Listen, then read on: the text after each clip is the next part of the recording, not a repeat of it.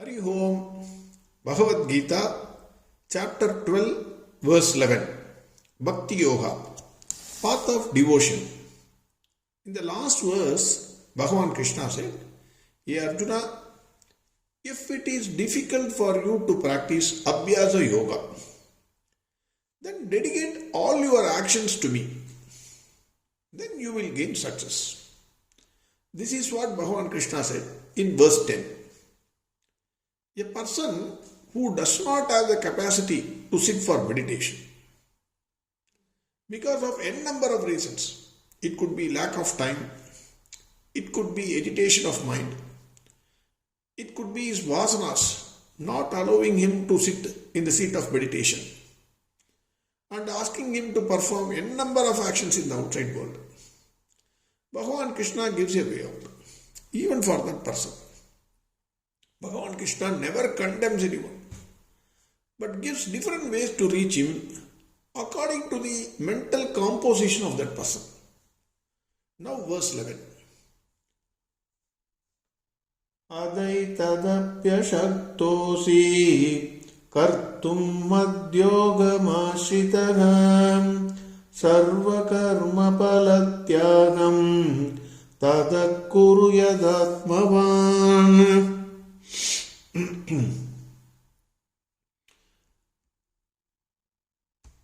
Bhagavan says, suppose if that person is unable to dedicate all his actions to Bhagavan Krishna, that is, he is not a karma yogi, then what is the way out for that person?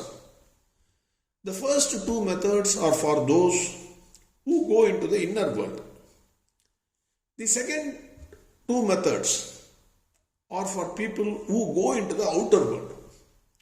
Most of us will fall under these two categories, especially the last one. We will fall under the last category, that is the present one, verse 11. What is the difference between Karma Yoga and Karma Pala Tyaga? In the last verse, Bhagavan Krishna said, Karma Yoga. In this verse, Bhagavan says, Sarva Karma Pala Tyaga. In Karma Yoga, you become a flute in the hands of Bhagavan Krishna. Nimitta Matram Bhava. Once you become an instrument in the hands of Bhagavan Krishna, then you perform no action. And the results of action will also not attach to you. The results of action will attach only to the person who performs the actions. What does it mean when I say you perform no action? This does not mean you sit idle. You perform all actions, but you will not have the mentality of I do, I perform, I did it, etc. Whatever action you perform, you understand that you are not doing it, but the same is done by Bhagavan Krishna through you. You are only an agent who perform actions as per the wishes of Bhagavan Krishna. Whatever he says, whatever you do, everything belongs to Bhagavan Krishna. In such a case, neither the action will belong to you, nor the results will attach to you. This clearly means there is neither Papa nor Punya as a result of your actions. Everything belongs to Bhagavan Krishna. No more new vasanas are created in your account. All our acharyas, saints, munis performed actions only as an agent of Bhagavan. They never patented or secured copyrights for anything in their name. They never said, no, Bhagavad Gita you cannot use. Vyasa never said. He wrote it. I did not do it. It's all done by Bhagavan. According to them, everything is done by Bhagavan Krishna. For example, Adi Shankara created a wonderful song by name Saundarya Lagari. Created, I may not be using the right name. Immediately don't pounce on me. So, Adi Shankara wrote a song, Saundarya Lagari. 100 wonderful slokas are there. Each sloka is a kamadhenu by itself. To fulfill the wishes of people, whatever need you have, each sloka there is a Shruti is there. a result is there. So, each sloka is a Kamadeva by itself. He said in 100th sloka, Hey Mata, all words are your words. You chose me as an instrument to sing this wonderful song. Adi Shankara says, I did not do anything. I did not write this Saudari Lagari. You said it through me. That is what he says. Second example is Janaka. Janaka performed all his actions without the mentality of I am the king who is doing everything. Janaka said, if entire Midila is consumed in fire, nothing that is mine is lost. Hanumanji, he did all the wonderful work, saying, I am a Ramaduta. I am only an emissary of Bhagavan Rama. So, all of them performed all the actions only as an instrument of Bhagavan. This is easier said than done. With our level, at our level, this cannot be easily, this mentality cannot come. The I do mentality will not go for 99% of the people. It is not so easy. If this I do or I did or I and mine mentality has gone, then meditation is not far off for that person. But generally, till death, unfortunately, that mentality will not go. Till last minute, an average person like me holds on to the ego. This is my view. Even if he does lot of pujas, let us assume, spiritual karmas, going to the temples, he feels he is superior to others. He is a punya atma. That is what he feels. His ego gets bloated. This is also nothing but ego. In such a case, Bhagavan gives another method for the people like us. Bhagavan says, Sarva Karma Palatyaga. That is, start practicing Sarva Karma Palatyaga. Surrender the results of all your actions to me.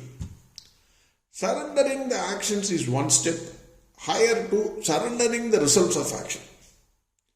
That is, if you cannot live the I do or I did mentality while performing actions, then at least leave the results of your actions to me.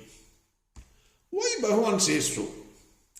Swami Chinmayananda says, to a strongly egoistic person, it is not possible to get rid of his ego. According to him, it is a matter of cause and effect policy. Today is the cause. Tomorrow is the effect. Today what you do, the results will come tomorrow or after some time. There could be a time lag. Bhagavan says, do not get worried or anxious about tomorrow. Perform what you have to do and then leave the rest to me. Worrying about the future cannot improve your performance of work today.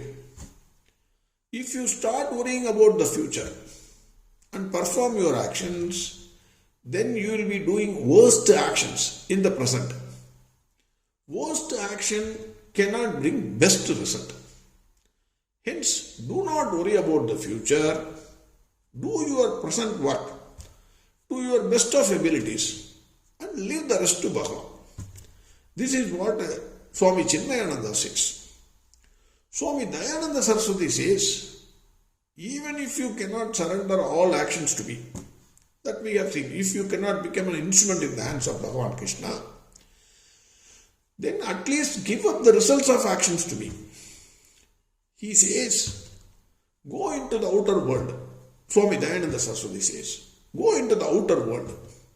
Fulfill all your likes and dislikes. Whatever you want, you fulfill all your desires. But in accordance with Dharma. So if you leave Dharma, then there is a danger. Red signal is there.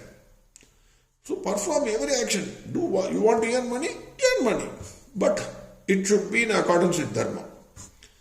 But when the results come, accept them as prasada of Bhagavan Krishna. It is a prasada that is being given to me. By accepting karma phala, that is, by accepting the result, whatever it is, you automatically dedicate your actions to Him. When you accept the results as prasada of Bhagavan, it neutralizes your raga dvesha. How? Swami Dayananda Saraswati says, results of actions can be either desirable or undesirable. Only two options. If results are desirable, then you get elated. If results are undesirable or it is not as per your expectation, you get depressed. To neutralize this, take the result as prasada of Bhagavan.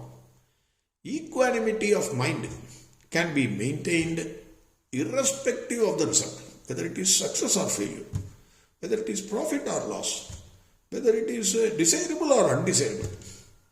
Equanimity of mind is, you will get. Equanimity of mind is the first and foremost requirement for meditation. This is what Swami Dayananda Saraswati says. In my view, our mind is so cunning that if success comes, it wants to take the credit. Failure comes, it wants to pass on the debit to somebody else. If you are successful in life, you will say, I worked hard. I faced so many challenges. You don't know. I studied under street light, maybe a lie, etc., etc. And then you will say, in spite of all the difficulties, I am successful. That is what you say. Suppose if you are a complete failure, then you will say, my father is an idiot. He is an idiot. He put me in that arts course when I wanted to study science. Then you will say, I wanted to join this college. He put me in that college. I did not have a proper table chair to study. You know, God ditched me. Every time success was there, God ditched me. I don't believe in God, etc., etc., you will say. Because there is failure. When success comes, ego gets bloated. It is agitation of mind. When failure comes, depression, and hence mind gets agitated. Agitated mind cannot focus on anything. When you are angry, then only you throw the report. You shout at the peak of your voice. You bang the door. When you are normal, you don't do all these things. Further, sometimes success may also irritate you or create trouble for you. That will be surprising. Your own success may give you irritation. For example, if you get success in your company, your boss will say, our team has succeeded in achieving this goal. Personally, if you see, success belongs to you. But he will say, no, you can't claim individual credit. It's all a teamwork, he will say. He will write whatever you have achieved in his annual report. Because that your boss' annual report you cannot see. And he will claim the credit. When failure comes, then he will not say, no, as a team we failed. He will say during your performance appraisal, no, your performance is extremely poor. I am sorry to say. You failed in that, you did not do that, you did not, you totally failed in this. He will say, he will make all accusations against you. In both the cases, you will get irritated. You will lose interest in doing your work, even though you may love your work. Even at the time of joining, you loved that job. But now, success comes, somebody takes credit. Failure comes, somebody puts everything on your head. So you will hate your job. Hence, never mind who takes the credit. Just do and give your best to the present work on hand. As long as you give your best, you will become the best in the or the most wanted person in the company. Just you will know when you put your papers to the boss. No, why you are living, he will ask. Hence, Bhagavan says, do your best at present and then leave the rest to me. What is the benefit? You will ever have peace of mind that is fit for moving up in the ladder of spiritual journey. Further, if the mind is calm and cool, that person can face any situation